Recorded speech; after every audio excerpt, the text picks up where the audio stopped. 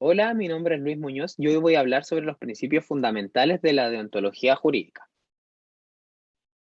Antes de referirme a los principios propiamente tales, debemos hacer una concepción general en cuanto a determinar en qué consiste la deontología jurídica.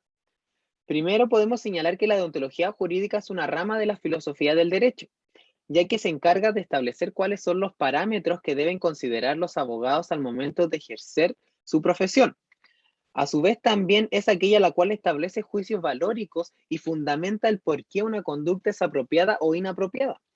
Y también se encarga de establecer principios generales para todos aquellos que ejercen la profesión sin distinguir si son abogados colegiados o no colegiados. Y esto se relaciona con una cuestión que veremos más adelante, ya que en nuestro país existe un código de ética profesional, el cual se encarga de establecer o diferenciar a los abogados colegiados y los no colegiados en cuanto a que los colegiados solo se va a aplicar el código de ética profesional, de manera que aquellos que no estén colegiados no podrán aplicarse dichas normas contenidas en ese texto elaborado por el Consejo General del Colegio de Abogados de Chile. Ya una vez hecha esta concepción general de la deontología jurídica, ahora podemos hablar de la relación que existe entre el derecho, la moral y la ética, ya que el derecho no solo es una cuestión objetiva, sino que también está influenciada por la moral y la ética. En cuanto a la moral, podemos ver que se relaciona que las normas las cuales establecen conductas prohibidas o permitidas, la discusión que tiene el legislador en cuanto a la aprobación o negación de dicha norma, se establecen fundamentos los cuales muchas veces tienen estas apreciaciones valóricas que el legislador expresa en sus fundamentos. De manera que el derecho no solo es una cuestión objetiva, sino que también está influenciada por la moral. Incluso esto se puede ver y está presente en muchos de nuestros textos legales, inclusive la constitución política actual que rige nuestro país, en cual en algunas ocasiones establece como límite la moral y la buena costumbre. A su vez, también podemos señalar que los abogados no son solo profesionales técnicos, los cuales se manejen con conocimientos técnicos aplicados, los cuales ha adquirido durante los estudios profesionales, sino que también son personas humanas. Y como la profesión de abogado siempre ha estado relacionada o intimada con el ámbito social, el abogado no solo aplica estas normas jurídicas positivas de manera sistemática, sino que también las hace de acuerdo a su avance en la profesión. No solo se queda en aquello que está establecido en la ley, sino que también hace reflexiones en cuanto a su moral, a su ética, y al momento de aplicar estas normas, rigen estos aspectos también subjetivos. Y así como también Ulpiano relacionaba a los abogados con la justicia, la sociedad relaciona a los abogados con personas los cuales también tienen otros caracteres que no son propiamente tales personas que sean justas. Bueno, ahora refiriéndonos a los principios fundamentales propiamente tal, encontramos 6 principios los cuales se encuentran ya consagrados en nuestro código de ética profesional y son reconocidos por la doctrina. Entre ellos encontramos la integridad profesional, el secreto profesional, la lealtad profesional, el desinterés, la diligencia y la independencia y libertad profesional.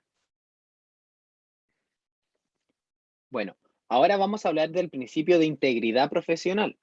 Este principio dice relación con que el abogado debe ser una persona honesta con su cliente, con su defendido, y no solo con él, sino que también con la población en general, ya que esta es la base sobre la cual se asienta la confianza que va a existir entre el representado y el abogado. De manera que es muy relevante que exista una integridad del profesional en cuanto permita que se generen estos lazos de confianza y a su vez también el abogado está en constante búsqueda del bienestar humano. Y esto se plasma o se puede ver en la práctica cuando el abogado tiene la obligación y deber con su cliente a rendir cuenta del asunto encomendado, ya que éste está defendiendo intereses de terceros ajenos, de manera que debe actuar con integridad y generar estos lazos de confianza que le permitan al cliente sentirse protegido y seguro con las actuaciones que va a ejercer el abogado.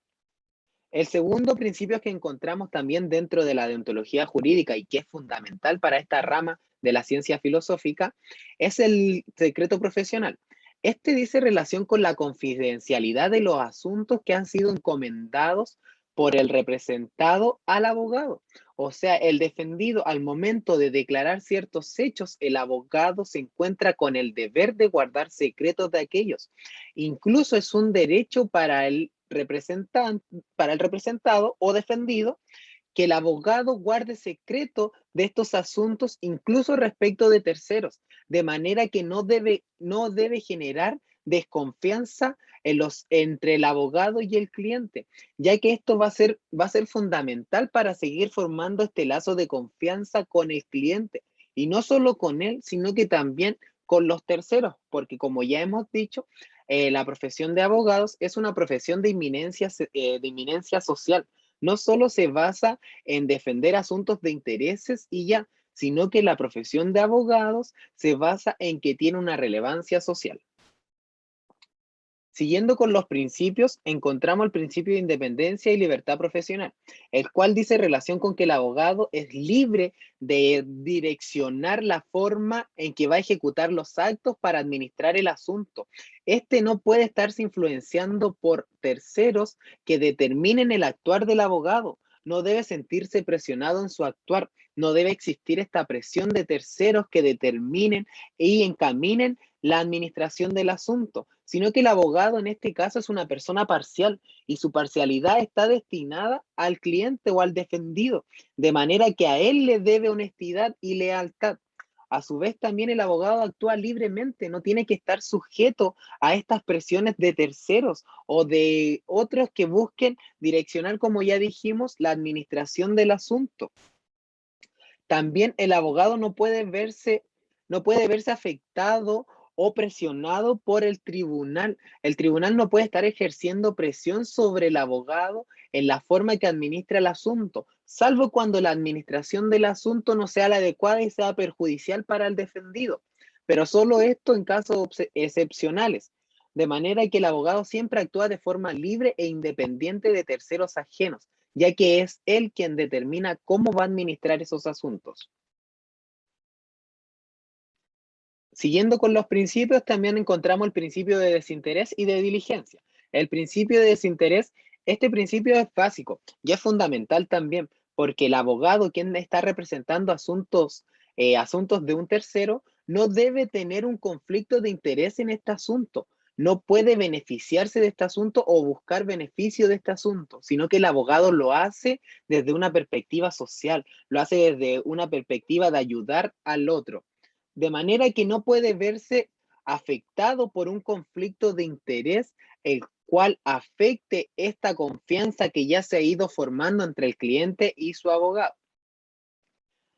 El principio de diligencia dice básicamente con que el abogado debe ser una persona activa, debe ser una persona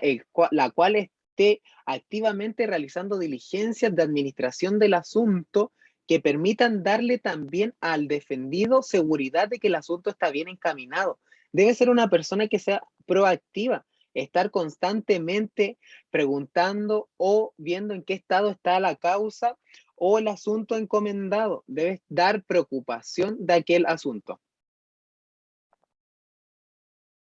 También encontramos, en último lugar, el principio de lealtad profesional. Y este viene a englobar todos ya los principios que vimos, donde cada uno busca y también afianza la confianza que va surgiendo entre el cliente y el abogado. Esto dice relación con que el abogado no solo debe tener lealtad con su cliente, sino que el abogado debe tener lealtad con su profesión, debe respetar a las instituciones, debe darle cumplimiento a las normas jurídicas, pero en este cumplimiento de la norma jurídica no puede pasar a llevar o transgredir a otros por alcanzar un fin determinado, sino que el abogado debe ser una persona la cual también tenga lealtad con su profesión y tenga respeto por estas instituciones las cuales son parte de su campo y del campo jurídico.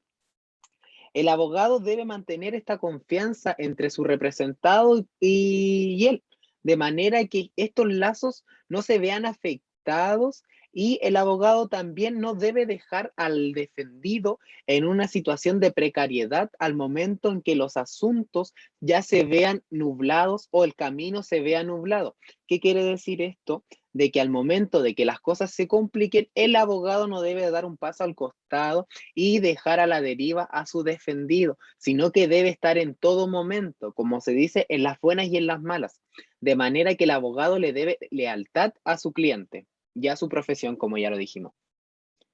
Ya, siguiendo con esto de los principios, también, como dijimos, estos tienen un reconocimiento tanto en textos legales y en otros textos que no revisten la calidad de legal, pero rigen a los abogados. Y como dijimos en un comienzo, el código de ética de nuestro país solo se va a aplicar a aquellos los cuales se encuentren colegiados en el colegio de abogados, en dicha asociación gremial.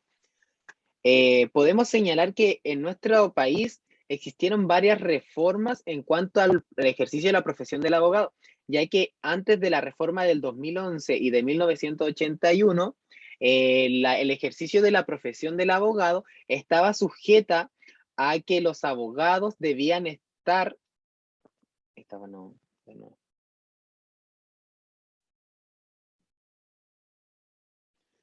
Siguiendo con los principios, ahora podemos también hablar o hacer referencia al reconocimiento que existe de esto en nuestra legislación. Existe en nuestra legislación un código de ética profesional, el cual si bien no reviste la calidad jurídica y de ser un texto o normas coercitivas, de igual forma se le aplican a ciertos abogados los cuales se encuentren colegiados en el colegio de abogados, valga la redundancia. Este texto sufrió varias reformas y la última de ellas fue en el año 2011, en el cual en el pasado se establecía que los abogados para poder ejercer la profesión tenían como condición la obligación de sujetarse a o de asociarse a este colegio de abogados. Cuestión que fue dejada sin efectos con las diferentes reformas que se llevaron a cabo entre 1981 y el año 2011. Bueno, en este texto se encuentran consagrados los principios en su título preliminar, estableciendo en ella reconocimiento expreso de estos principios en cuanto al ejercicio del abogado. Entre ellos encontramos el principio de secreto profesional, de integridad profesional, de independencia, de lealtad. Inclusive en nuestra legislación civil, en el Código de Procedimiento Civil, se encarga de establecer en el artículo 360 una norma el cual prohíbe a un grupo determinado de personas que por una profesión u oficio hayan tomado conocimiento de un hecho, declarar en ese juicio respecto de este hecho. Y entre ellos encontramos a los abogados. Si bien no existe un reconocimiento expreso o explícito que señale el secreto profesional, de este se infiere que los abogados, en el ejercicio de su profesión, los asuntos que estos tomen conocimiento, no pueden declarar en juicio en contra de su defendido. Cuestión